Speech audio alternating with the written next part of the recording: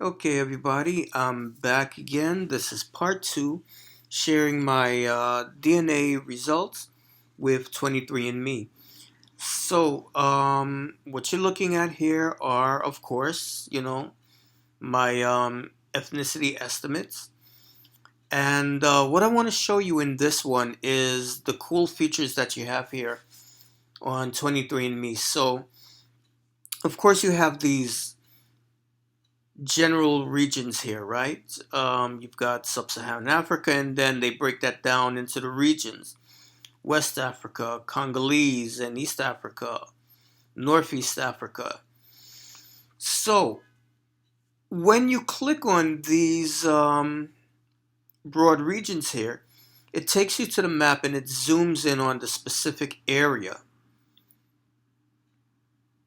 So you can see where that is. So here we are, we've zoomed in and it's showing you the region of the continent that is West Africa. Now, another thing that's really cool here, and I'm not going to do this for every single area, but when you click on these, in the past it used to take you to the map and show you where in West Africa those regions were, these countries.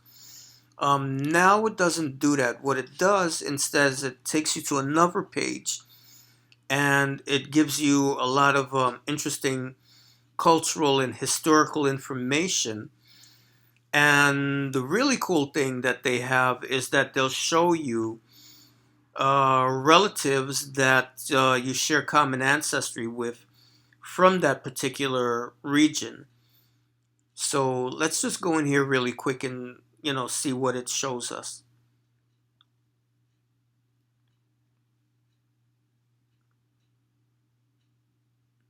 So here we are, and it's giving us all this information, cultural and historical things. And then when we go down here, it gives me a relative match. So let's click on this and see what it shows us here. So it's giving me this relative. This is a fourth cousin on my father's side. It gives you a little graph here. So you can see here's me, my parent, my grandparent, great, great, great, great. You get the gist. And if you open up this, it'll show you where on your 23 chromosomes you share the common link. I'm not going to do that. But the cool thing here is it gives you a breakdown family background. You can compare where your grandparents came from, can compare it to theirs. You can compare your family surnames. I'm not seeing any common ones here. But now we go down here and you can compare your ancestry ethnicity results. So you can see I'm 76% sub-Saharan and she is 57%. I'm 24% European and she's 43%. And of course, if you click on these, it'll give you all the specific little countries. You can see which countries you share in common, what you have, what they don't have. And then down here, you can compare your paternal and maternal haplogroups. Let's see what is down here. Oh, you're Neanderthal, so you can make a comparison how much Neanderthal you have compared to that person. So let's look on another one. Congolese.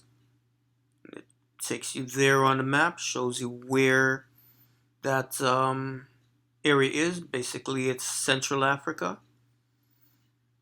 And let's see, Northeastern Africa.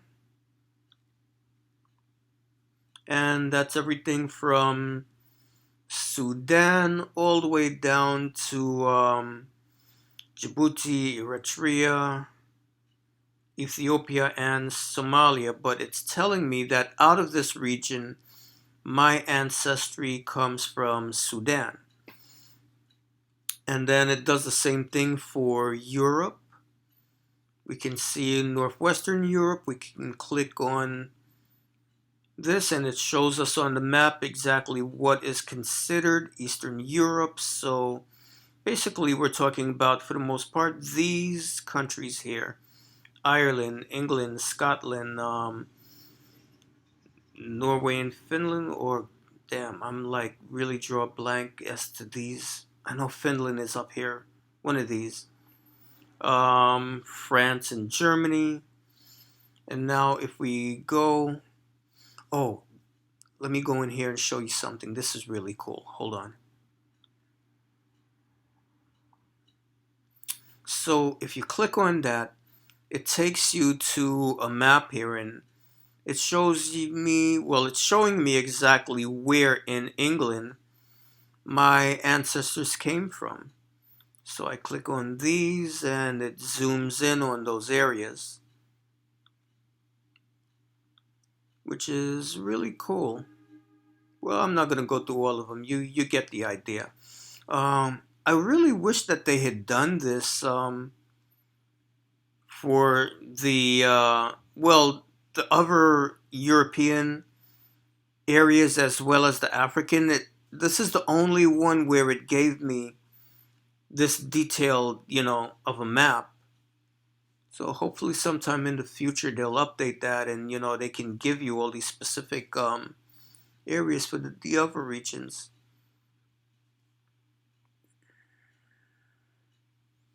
So let's go here now. We've got next region at 1% is Southern Europe, and it's showing us the Iberian Peninsula, Sardinia, Italy, the Balkans, and Greece. And within this general region, it's telling me that I have ancestry specifically from the Iberian Peninsula at 0.1%. And then broadly Southern European just means all of this.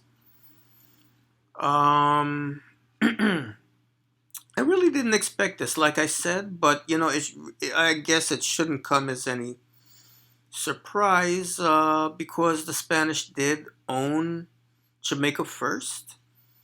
Broadly Southern European, of course, like I said, I knew that was going to be there because my mom has thalassemia anemia, which comes from Italy. Ashkenazi Jewish, 0.1%. Once again, the DNA corroborated what I was told in my family. That's this area here in green. If I click on it, though, it's not going to zoom in like it did with this, which it used to. It's going to take me to that page where it gives me like all the cultural information and stuff. And broadly European just means all of this. And trace ancestry. It gives me all of this here. Now, when I click on these, it doesn't show me the map it used to.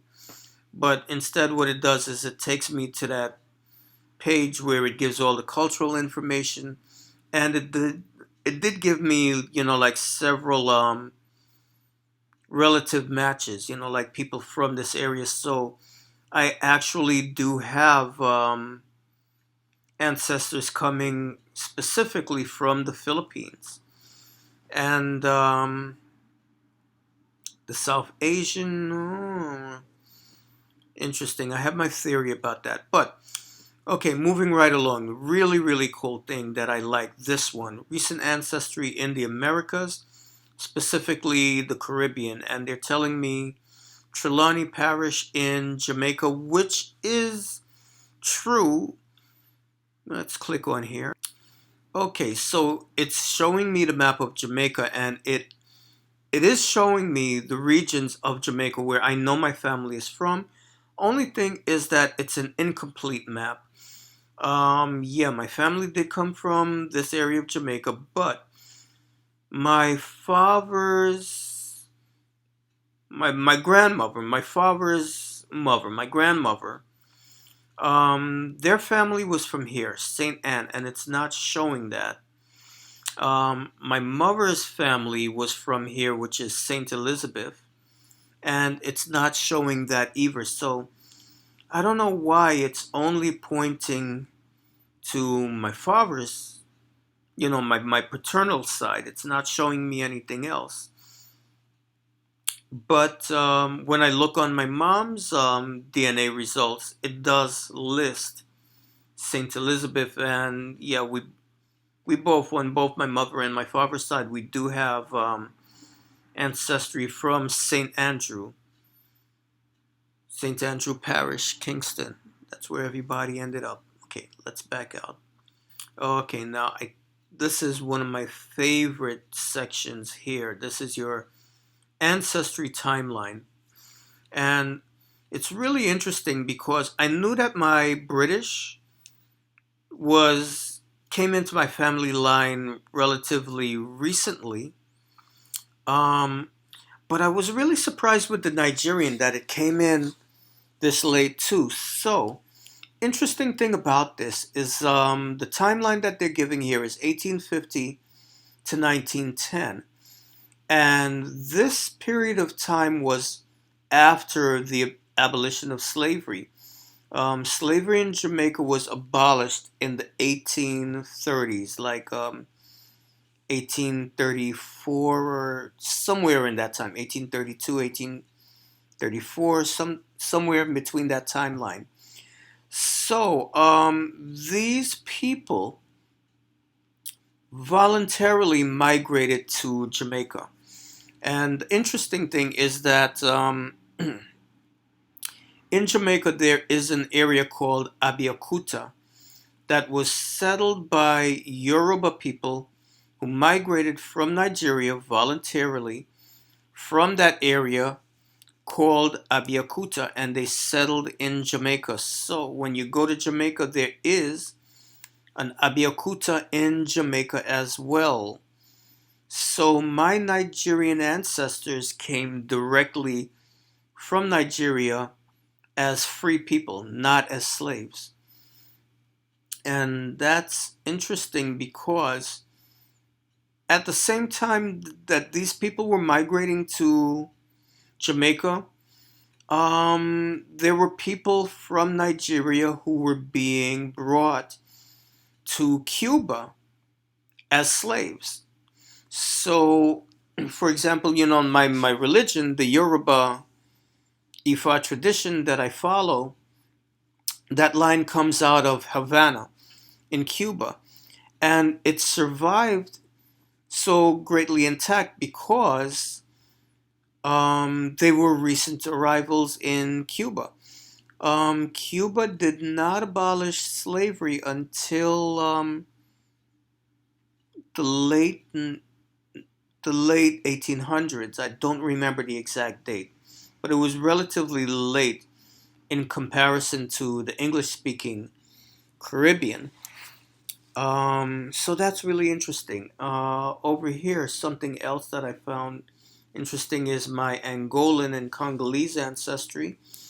And the timeline they give is 1730 to 1820, which matches up with the family story of my paternal ancestor who arrived in Jamaica in the late 1780s when he was 8 years old.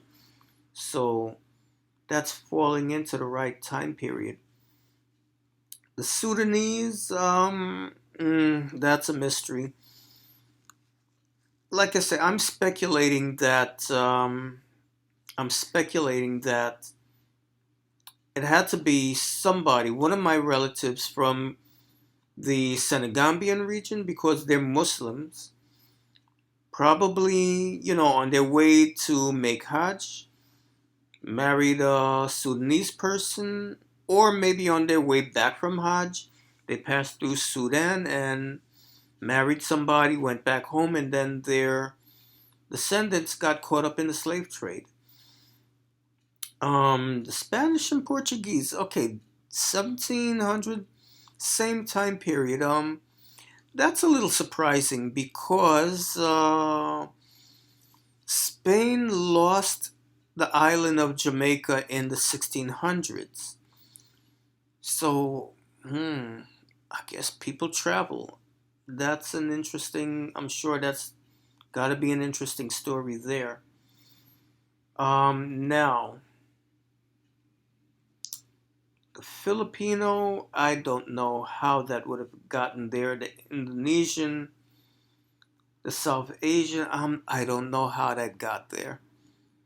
How that got to Jamaica, because we did have Chinese and East Indians settle in Jamaica, and East Indians actually make up the next largest ethnic group after people of African descent. The only thing is that the Chinese and the East Indians didn't arrive in Jamaica until the 1830s when slavery was abolished. They came as indentured workers to work the plantations.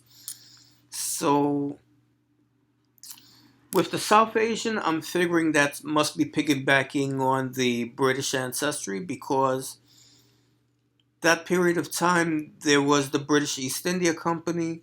It wasn't uncommon for British men to marry Indian women, and those Anglo Indians, a lot of them went back to England. As a matter of fact, even the royal family has Anglo Indian ancestry. But the Filipino and the Indonesian, I have no idea how that would have arrived in my family line, but it's interesting.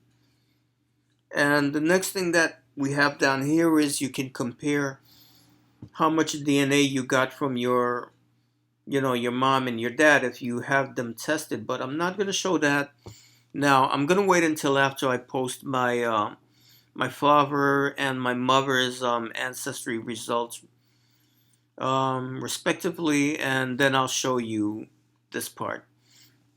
But anyway, I really am pleased with 23&Me. Of course, it couldn't tell me everything, but I think you get a lot of bang for your buck with this company, and I would recommend it.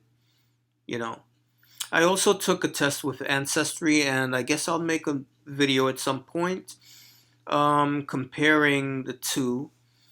But I really like Ancestry. I mean, 23andMe, because they really give you a lot of information. So I hope you guys enjoyed this video.